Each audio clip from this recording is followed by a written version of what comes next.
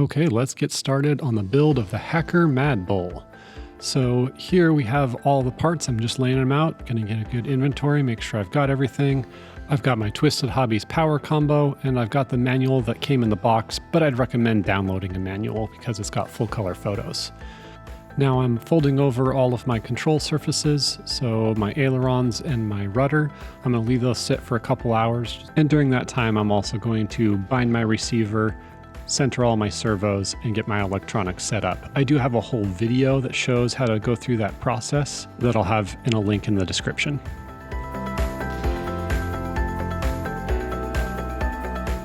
Now I'm pulling out all the pieces for the control horns. I removed some of the hardware from the hardware kit, and now we're pulling out the actual horns along with the servo horns. We're going to place these adjustable end links through the aileron control horns. I'm using this piece of wood as a little jig to hold the clip as I press the end link through the control horn.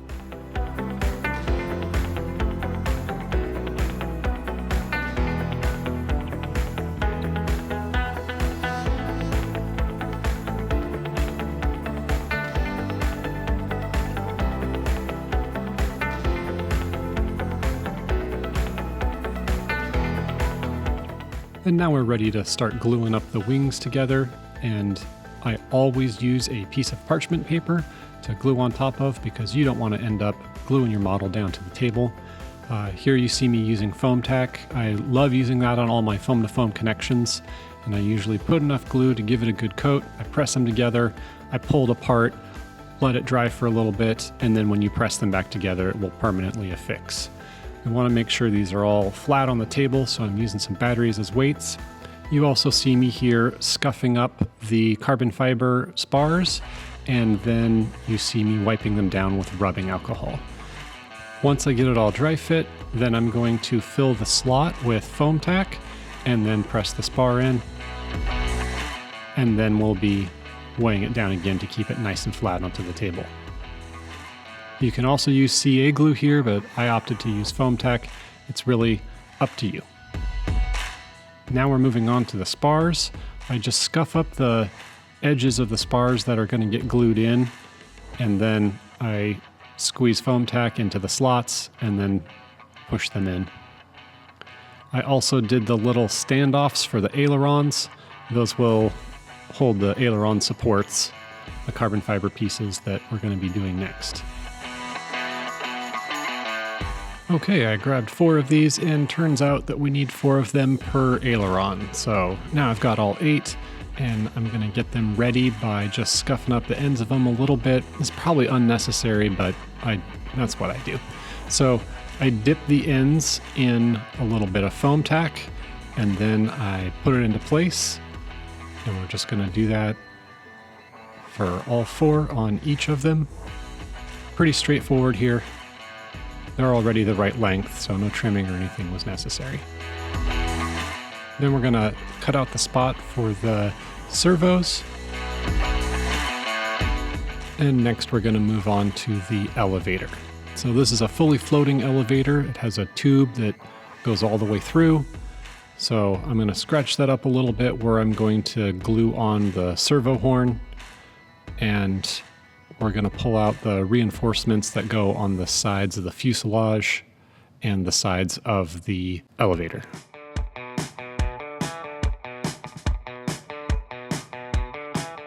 And here I'm getting the elevator control horn into the correct place.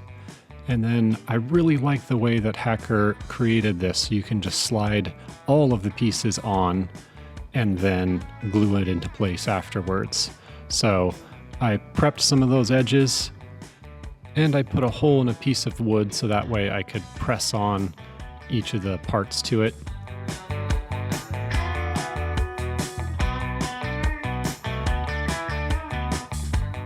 And once all the parts are on, it was just a matter of getting them all in the right place so that way I could glue it together.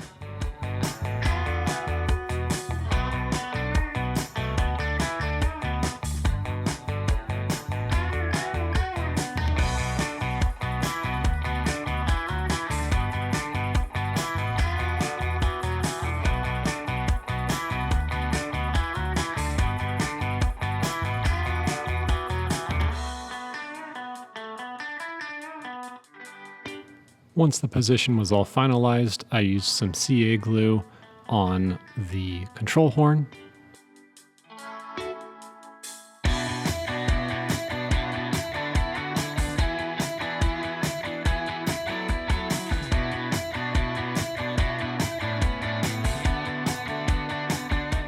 And then I use some foam tack into each of the slots. Just be careful because it will push all the way through and can mess up your graphics on the other side if you're not careful. So just make sure you're cleaning up after it. And also remember to be doing all of this on top of a piece of parchment paper because you don't want to glue these pieces down to your table.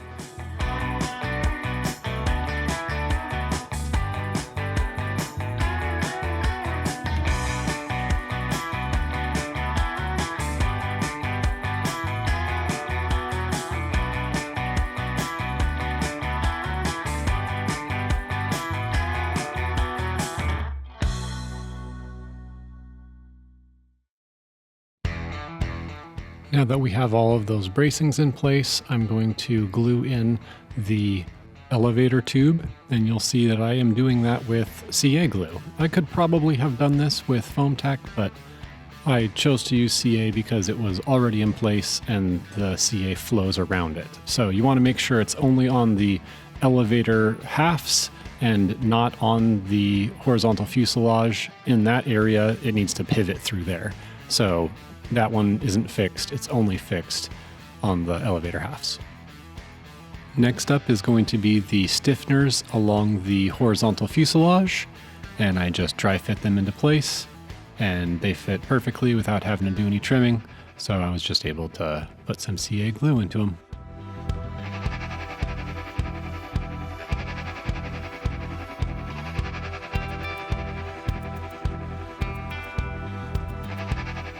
Then we're going to do the same thing on the vertical fuselage. And after I put the CA glue into here, I believe I made a mistake because I come back and then I hit it with some kicker. So I'm spraying it on right there.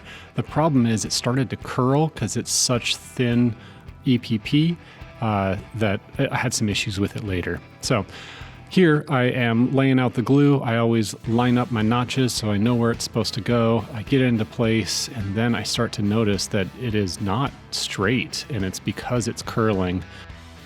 This is actually the last time I've used kicker on the EPP. If you just leave it set for enough time for it to set up, then it's not an issue. But I was trying to hurry the video, so I took a shortcut and I got burned. But I was able to get it to straighten up once all the kicker evaporated off of it. So now we are going to be doing the bracing that goes between the horizontal and vertical fuselage. I'm going to start up here at the front of it, and I'm just using the manual to figure out how long the pieces are and where they go, and then putting a little bit of foam tack on the end of each, getting it set into place. Here you see me trying to accommodate for the curling by just putting some batteries on it as it sets up, and that seemed to work okay. So keeping it at 90 degrees using my little square. I got that square from Twisted Hobbies. I use it every build. As I'm laying out the bracing, you'll run into a couple places where the carbon fiber bracing is just a little too long, and I was able to just trim those to size, make sure it's good in the dry fit, and then I just dip the ends in a little bit of foam tack and then get it set up. Just make sure that you're using your square to keep everything square all the way through as it sets.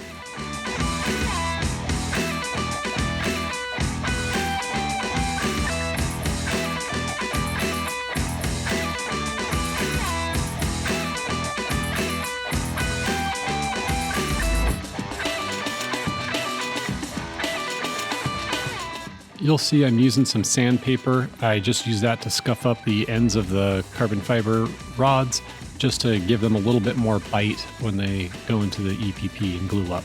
It's probably not necessary, but it's what I do just to make sure it's staying where I want it to be.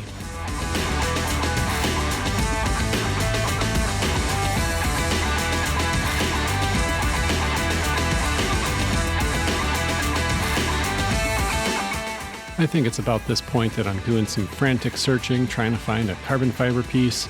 Couldn't find it anywhere. Was looking all over. Turns out that it's in the second little bag that has the motor mount and wheel hubs in it, and that's the one I was looking for.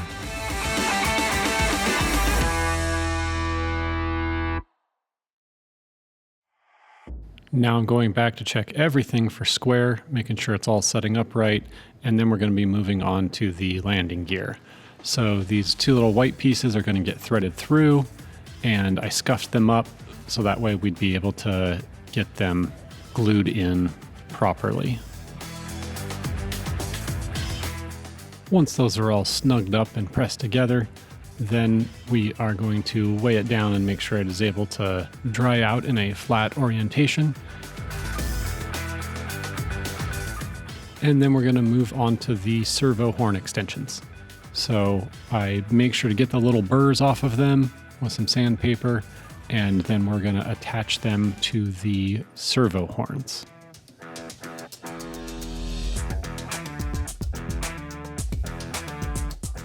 I scuff them up a little bit to make sure that they have something to glue to when we're going to glue these together, and then I set them all up on a little piece of wood so that way I'll be able to get them in the right spot to be able to hit them with some CA glue. So I put the CA through them, make sure you don't get any inside of where the splines from the servo go through.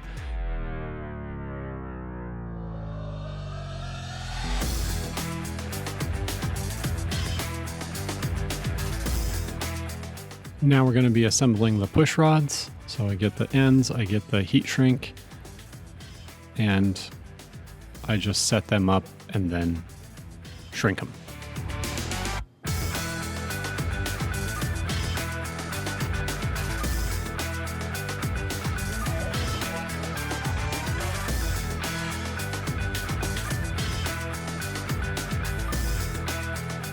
Then I go back and hit each of them with just a little bit of CA on each end of the heat shrink.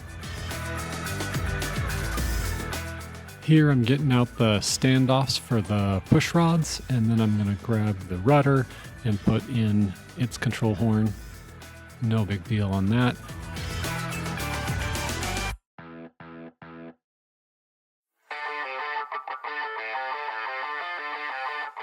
And now we're ready to get the servos put into place. So I'm going to put all of the horns onto the servos and make sure I know which direction they're going to be turning, which direction the horn needs to be on.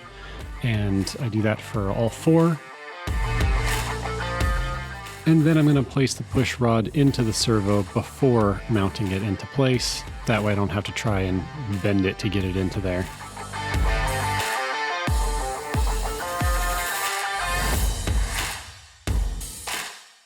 Then we're ready to place all of our standoffs into position and then glue them into place. So I just get them where they need to go and then pull them up a little bit, put a little foam tack on them, and squeeze them back in.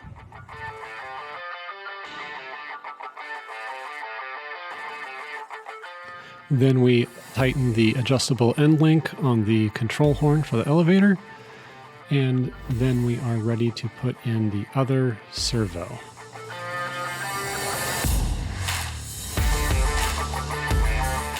Once that's glued into place, we're going to work on the rest of the vertical fuselage. So I always line up where the tabs go so I can make sure of where the glue needs to be. And I press it into place and then grab my square and make sure everything is nice and square.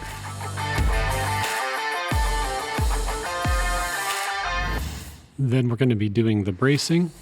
Again, we dry fit it into place, and then I dip the ends in some foam tack and put it into place.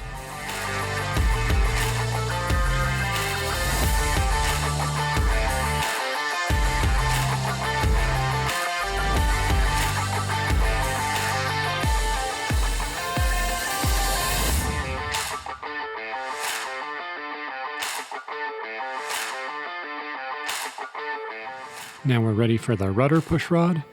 So I thread that through the servo horn, push in all the standoffs, and then glue them into place.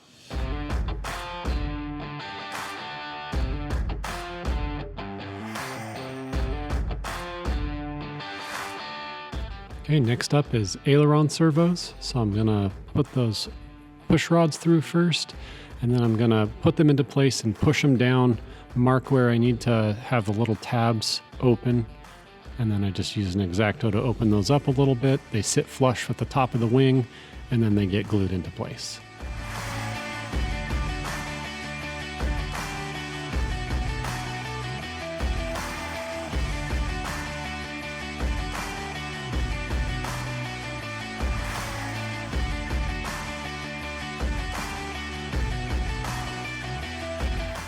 Next up is going to be putting the fuselage and the wings together. Make sure that your wires are placed on the correct side. I always put my wires on the port side of the plane, and I put my battery on the starboard side. It's just up to you how you want to have that set up. Just make sure you know where you're putting it. So I get that all straightened, make sure it's all even. I measure from wingtip to tail tip in order to make sure that I'm not putting the wings on cattywampus.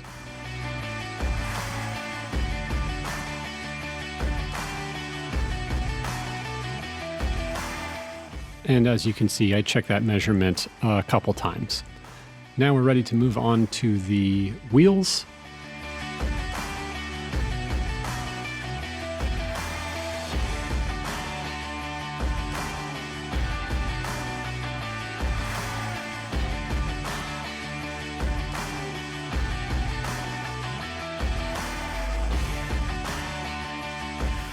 These are pretty straightforward and just sandwiched together.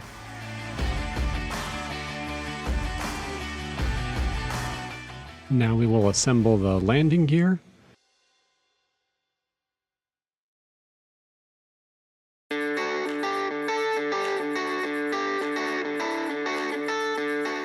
The manual shows a good diagram of how these go together, and I just made sure that those holes for the hubs were large enough and that it was able to spin freely once I put the axle through.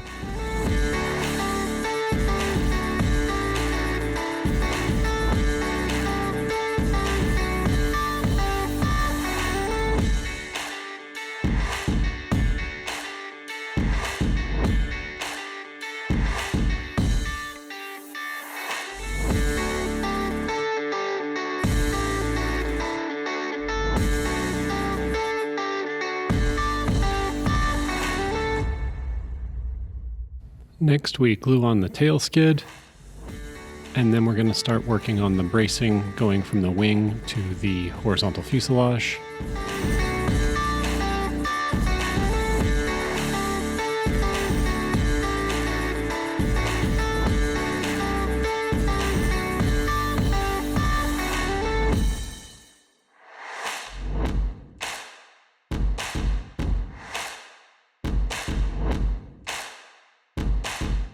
And then we're ready to stick on the wheels and glue them in place.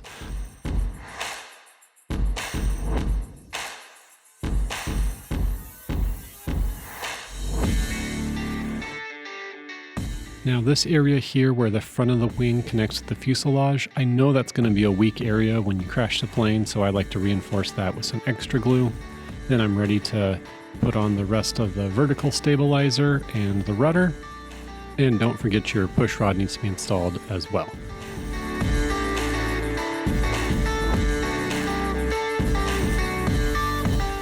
I did put together this little spinner, although it did not last very long. I don't think it made it through the first few flights.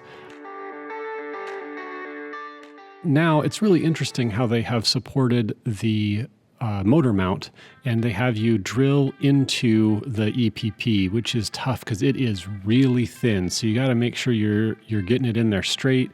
Once those holes are all drilled, you'll be able to push in your carbon fiber pieces and then trim them as needed.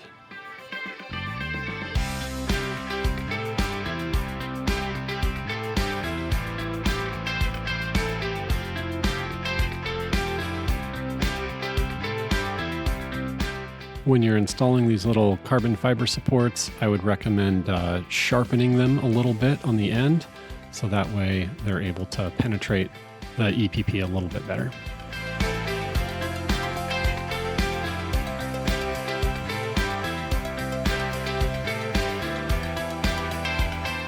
Next up is mounting the electronics.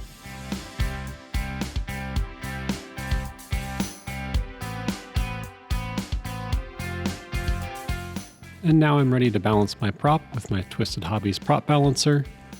You just add a little piece of tape and then trim off a little as needed in order to get it to balance.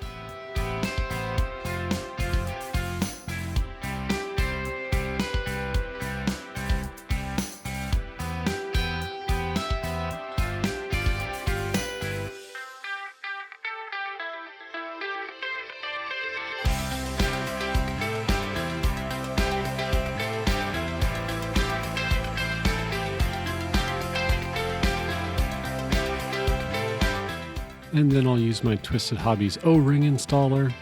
This makes putting on your O-ring super easy.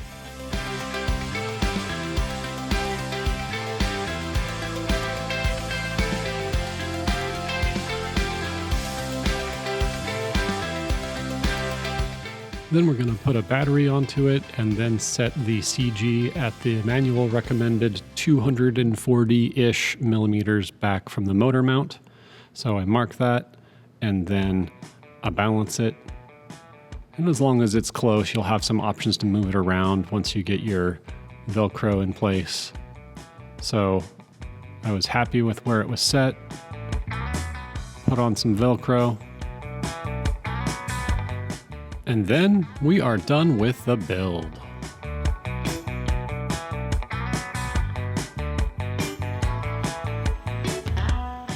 Okay, here's the maiden flight of the MadBull. I'm lucky enough to be at an indoor facility, and I am completely impressed with everything that the MadBull can do. When I was first talking to somebody about getting it, they said that it's a really light model, prefers indoors or outdoors with little to no wind, and I would say that's definitely true. It flies a little funky because it's like 3/4 aileron rather than wing, and so it does things that most other planes can't quite do at all. But it is really fun in just a different way with the high wing, so it responds to 3D maneuvers much differently than a standard plane. Since this first initial flight, I believe I've put on 50 more flights on it, and it has been great. It does not like crashing very much because the EPP is pretty thin and there's a lot of supports that can break loose if you're taking it too hard into something. But for some calm air, I love this plane. So much fun, such a treat, and so very different. I've been flying the plane on a 450 milliamp hour 2S battery, and it gives about 6 minutes of flight time depending on how much juice you're really giving it. I hope that this build video has helped you, and I hope that you enjoy flying your MadBull as much as I do.